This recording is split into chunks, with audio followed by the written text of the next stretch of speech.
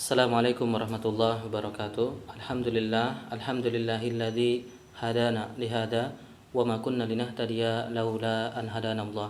Alhamdulillah, rekan-rekan sekalian, masih dalam kajian kita tentang Mafatih Tadabburil Quran, buku Mafatih Tadabburil Quran wan Najah fil Hayat, kunci-kunci tadabbur Quran dan sukses dalam kehidupan, buku yang ditulis oleh Dr. Khalid bin Abdul Karim Al-Lahim hafizahullah. Dan alhamdulillah kita telah sampai kepada kunci yang kedua, yaitu tentang ahdaf qiraatil Quran. Bagaimana kita menghadirkan tujuan dalam membaca Al-Quran, ya, menghadirkan niat dalam membaca Al-Quran. Ada 5 niat yang disampaikan sebelumnya yang hendaknya kita hadirkan, ya, dan insya Allah dengan menghadirkan niat tersebut kita berharap Allah SWT memberikan semua yang kita niatkan tersebut, sebagaimana janji Allah SWT melalui lisan Nabi kita Muhammad SAW, innamal a'malu binniyat wa innamal likulli imri'in ma nawa. Seseorang akan mendapatkan apa yang dia niatkan. Maka kali ini kita akan membahas tentang poin niat yang pertama yang kita bahas pertama, yaitu niat untuk mendapatkan pahala, mendapatkan keutamaan yang dijanjikan dalam mentadabburi Al-Quran atau dalam membaca Al-Quran. Kita coba menghadirkan niat-niat ini insyaallah. Pertama, niat yang pertama adalah bahwasanya mendapatkan pahala dari setiap huruf yang kita baca, ya, bahkan 10 pahala dari setiap huruf yang kita baca. Dalam hadis sebutkan dari Ibnu Mas'ud radhiyallahu anhu bahwa Nabi kita Muhammad SAW berkata, "Man qara'a harfan min kitabillah falahu hasanah wal hasanatu bi asyri amsalihha." Barang siapa yang membaca kitabullah maka dia mendapatkan kebaikan, ya.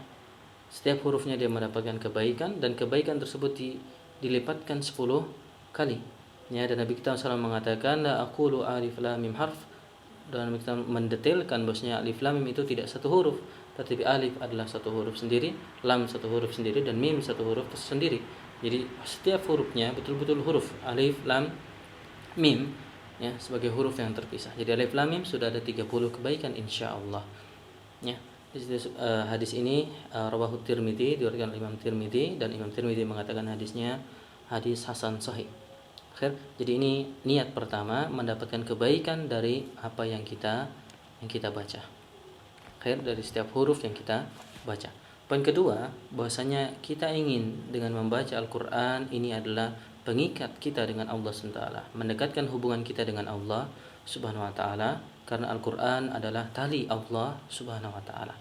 Di sini disebutkan dari Zaid bin Arqam radhiyallahu anhu bahwasanya Nabi kita SAW mengatakan, ala inni tarikun fikum thaqalain, bahwasanya saya meninggalkan kepada kalian 2 hal, ahaduhuma kitabullahi azza wa jalla, salah satunya adalah kitabullah, ya, huwa hablullah, dan di Nabi kita SAW mengatakan kitabullah adalah hablullah, adalah tali Allah Subhanahu wa taala. Wa man ittaba'ahu kana 'alal huda wa man tarakahu kana 'alal dalalah. Barang siapa mengikuti tali Allah ini maka dia berada di atas jalan hidayah, dan barang siapa meninggalkannya dia berada di atas jalan kesesatan. Disebutkan dalam sahih Muslim hadis ini. Tapi poinnya adalah kitabullah huwa hablullah, adalah tali Allah Subhanahu wa taala. Tali Allah Subhanahu wa taala. Hadis yang masih terkait hal ini dari Abu Sa'id Al-Khudri radhiyallahu anhu, bahwasanya Nabi kita SAW mengatakan, kitabullah huwa hablullahil mamdud minas sama ilal ard. Bahwasanya kitabullah Al-Qur'an adalah hablullahil mamdud, adalah tali Allah yang terbentang dari langit, hingga ke bumi. Maka di sinilah kita termotivasi ingin memegang tali Allah ini agar kita terikat, terhubung dengan Allah SWT dengan kuat. Ya, ini yang kita niatkan, agar kita terhubung kuat dengan Allah SWT. Kita berpegangan dengan tali Allah SWT. Dengan berpegangan dengan tali itulah insyaallah Allah mengarahkan kita, ya, memberi petunjuk kepada kita. Itu poin selanjutnya, poin kedua. Poin ketiga adalah keutamaan yang disebutkan dalam hadis Aisyah berikut. An Aisyah radhiyallahu anha, dari Aisyah ummul mukminin radhiyallahu anha, Nabi kita SAW berkata, al-mahiru bil Qur'an ma'as safaratil kiramil bararah, bahwasanya orang yang mahir dalam mentadabburi Al-Qur'an ma'as safaratil kiramil bararah, dia akan beserta dengan malaikat yang yang mulia. Walladzi yaqra'ul Qur'an wa yata'ta'u fihi walladzi yaqra'ul Qur'an wa yata'ta'u fihi huwa 'alaihi syaqun wa huwa 'alaihi syaqun lahu ajran. Barang siapa yang belum mahir dan dia terbata-bata dalam membaca Al-Qur'an, ya, dia ada kesulitan dalam membaca Al-Qur'an, dia tetap mendapatkan dua pahala. Ya, dan ini yang kita inginkan, ya, mendapatkan 2 pahala. Seandainya pun kita masih belum lancar dalam membaca Al-Qur'an, terbata-bata dan ada kesulitan dalam membacanya, ada 2 pahala. Ya. Dan insya Allah kalau kita meningkat bahkan mahir dalam membaca Al-Qur'an, Allah menjanjikan sebuah kemuliaan, yaitu ma'asraratil kiramil bararah. Kita beserta dengan para malaikat yang mulia. Khair, ini poin selanjutnya, dua pahala, 2 kedudukan yang ditawarkan oleh Allah Subhanahu wa taala. Hadis selanjutnya, hadis yang ma'ruf dari Utsman radhiyallahu anhu, bahwa Nabi kita Muhammad SAW bersabda, khairukum man ta'allama al-Qur'an wa 'allamah. Nabi kita mengajarkan bahwasanya yang terbaik di antara kalian, terbaik di antara manusia adalah barang siapa yang membaca Al-Qur'an, yang belajar Al-Qur'an dan mengajarkannya. Yang belajar dan mengajarkannya. Dan ini juga yang hendaknya kita niatkan, kita hadirkan keinginan ini, kita mempelajari Al-Qur'an dan kemudian kita pun berusaha untuk mengajarkan Al-Qur'an dengan niat mendapatkan keutamaan itu, menjadi khairun nas, menjadi manusia terbaik. Terbaik tentu di hadapan Allah Subhanahu wa taala, sehingga balasannya ada dari sisi Allah Subhanahu wa taala. Kemuliaannya akan datang dari Allah Subhanahu wa taala. Inilah yang kita cita-citakan. Ya, hadis tadi dari Utsman tadi disebutkan di antara dalam Sahih Bukhari, dalam Sunan Abi Dawud, dalam Sunan Tirmidzi, dalam Sunan Ibnu Majah, juga dalam Sunan Darimi dan Musnad Imam Ahmad. Khair, jadi hadis yang sahih, insyaallah bisa memotivasi kita. Selanjutnya, keutamaan selanjutnya adalah bahwasanya Al-Qur'an adalah pemberi syafaat kepada kita insyaallah di hari kiamat. Pertama dari hadis Abu Umamah, di sini disebutkan bahwasanya beliau mendengarkan Nabi Muhammad SAW berkata, Iqra'ul Qur'an, bacalah Al-Qur'an, fa innahu ya'ti yaumal qiyamati syafi'an li ashabih.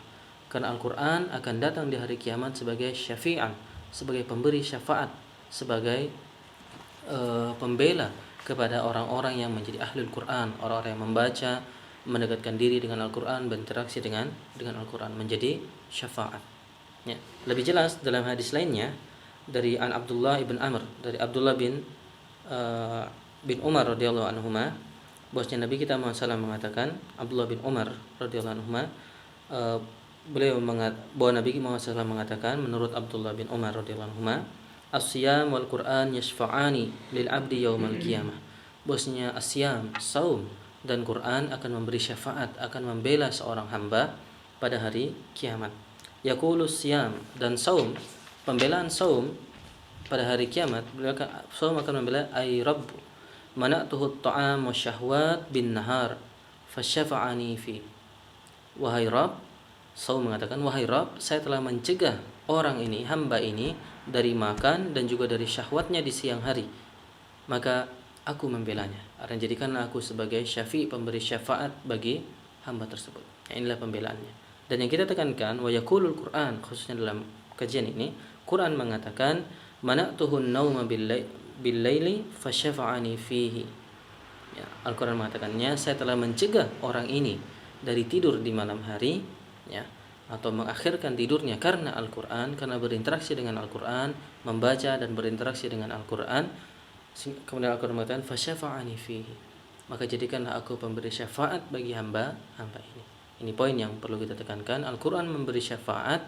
Kenapa? Ya, dalam hadis ini didapatkan bahwasanya Al-Quran mengatakan, mana'tuhun nauma bil-laili, saya mencegahnya untuk tidur di malam hari. Dan ini mungkin yang bisa kita coba, berinteraksi dengan Al-Quran, bahkan hingga melambatkan tidur kita karena berinteraksi dengan Al-Quran. Dengan niat tadi, semoga Al-Quran yang kita baca menjadi syafaat, menjadi pembela bagi kita di hari kiamat nanti insyaallah. Kemudian selanjutnya, bahwasanya kita membaca Al-Quran untuk terhindar dari kerusakan secara umum, ya. Ini kita fahami dari sebuah hadis An Ibni Abbas radhiyallahu anhu, tentang hadis yang syafaat yang kedua, perkataan Al-Qur'an dan juga saum, di sini disebutkan dalam Musnad Imam Ahmad dan disahihkan oleh Ahmad Syakir rahimahullah, seorang ahlul hadis yang besar, mensahihkan hadis ini yang terdapat dalam Musnad Imam Ahmad, ya, hadis yang sebelumnya. Pelajaran selanjutnya, motivasi yang kita bisa hadirkan, keutamaan yang kita ingin kejar dalam berinteraksi dengan Al-Qur'an, membaca Al-Qur'an, di antaranya kita ambil dari hadis berikut. Wa an Ibnu Abbas radhiyallahu anhu qala, Ibnu Abbas radhiyallahu anhu berkata, qala Rasulullah sallallahu alaihi wasallam, Rasulullah berkata, bersabda, innalladzi laisa fi jawfi syai'un minal Qur'an kal baitil kharb. Sesungguhnya seseorang yang di dalam jiwanya, di dalam hatinya tidak ada sedikit pun dari Al-Qur'an, ya, kal baitil kharb, maka dia seperti rumah yang rusak. Ya, seperti rumah yang rusak. Maka kita berinteraksi dengan Al-Qur'an, kita mempelajari Al-Qur'an, membaca Al-Qur'an dengan harapan, dengan cita-cita kita tidak menjadi seperti rumah yang rusak. Ya, fisiknya mungkin kuat, tetapi tidak ada nilai-nilai Al-Qur'an, tidak ada pelajaran dari Al-Qur'an dalam hati kita, maka kal baitil kharb, seperti rumah yang rusak. Ini yang insyaallah kita niatkan. Poin selanjutnya kita ambil dari hadis an Umar radhiyallahu anhu qala, dari Umar radhiyallahu anhu, beliau berkata, amma inna nabiyyakum sallallahu alaihi wasallam qad qala, bahwa nabi kalian Muhammad sallallahu telah mengatakan, inna Allah yarfa'u bihadzal kitaba aqwaman wa yada'u bihi akharin. Ya, dalam Sahih Muslim dan Sunan Ibnu Majah, bahwasanya inna Allah, sesungguhnya Allah SWT yarfa'u bihadzal kitaba aqwaman, akan meninggikan suatu kaum karena Al-Qur'an, karena dia mengikuti Al-Qur'an, wa yada'u bihi akharin, dan akan merendahkan yang lainnya ketika mereka melalaikan, ketika mereka menyanyiakan Al-Qur'an, ketika mereka tidak berinteraksi, tidak mempelajari dan juga mengikuti hidayah dari Al-Qur'an. Dan ini rekan sekalian juga yang hendaknya kita cita-citakan, hendaknya menjadi obsesi kita ketika mempelajari, mentadabburi Al-Qur'an, bahwasanya kita ingin Allah memuliakan kita dengan interaksi kita dengan Al-Qur'an. Karena interaksi kita dengan Al-Qur'an, maka dengannya insyaallah menjadi sebab Allah memuliakan kita. Ya. Kemudian selanjutnya keutamaan, bahkan keutamaan dalam membuat majelis Al-Qur'an, Nabi kita SAW mengatakan dalam sebuah hadis dalam Sunan Abi Daud, Sunan Ibnu Majah, Sunan Tirmidzi, disebutkan, majtama'a qaumun fi baitin min buyutillah yatluna kitaballahi wa tadarasunahu bainahum. Tidaklah kumpulan orang berkumpul membaca kitabullah wa yatadarasunahu bainahum, dan mempelajarinya, saling mempelajarinya, kecuali illa nazalat alaihimus sakinah, maka akan turun ketenangan kepada orang-orang tersebut. Wa ghashiyatuhumur rahmah, mereka akan diliputi rahmat oleh Allah SWT, dari Allah SWT. Wa haffathumul malaikah, mereka akan didekap oleh para malaikat. Wa dzakarahumullahu fi man indah, dan Allah akan menyebutkan masing-masing nama mereka kepada malaikat yang ada di sisi Allah SWT dengan penyebutan dan membanggakan. Artinya Allah membanggakan mereka di sisi para malaikat yang ada di sekitar Allah Subhanahu wa taala. Ini 4 keutamaan bagi majelis yang di situ membaca dan saling mempelajari Al-Qur'an insyaallah. Akhir. Kemudian an Abdullah bin Mas'ud, dari Abdullah bin Mas'ud secara marfu disebutkan, man sarruhu ayyuhibbullaha wa rasulahu falyaqra fil mushaf. Ya, di sini perkataan Ibnu Mas'ud bahwasanya barang siapa yang ingin untuk mencintai Allah SWT dan mencintainya Rasulullah sallallahu alaihi wasallam, falyaqra fil mushaf, maka hendaknya dia membaca mushaf, hendaknya dia membaca Al-Qur'an. Ya, jadi membaca Al-Qur'an sebab mendatangkan kebaikan. Dan terakhir, bahwasanya rumah yang disitu bacaan Al-Qur'an akan mendatangkan kebaikan. Saya sebutkan, al-baitul ladzi yutla fihi kitabullah katsura khairuh wa hadaratul malaikah. Rumah yang dibacakan Al-Qur'an akan banyak kebaikan, akan berkah, dan didatangi para malaikat dan syaitan keluar. Sebaliknya, rumah yang tidak dibaca Al-Qur'an maka akan menjadi sempit, akan sedikit berkahnya, ditinggalkan malaikat dan syaitan akan masuk. Demikian rekan sekalian sebagian motivasi yang insyaallah memotivasi kita untuk berinteraksi dengan Al-Qur'an. Ya, hadirkan niat tersebut, semoga Allah SWT memberi kemuliaan-kemuliaan tersebut, keutamaan-keutamaan tersebut. Hadanallahu wa iyyakum ajma'in. Subhanakallahumma wa bihamdik, asyhadu an la ilaha illa anta, astaghfiruka wa atubu ilaik. Wa akhiru da'wana alhamdulillah rabbil alamin.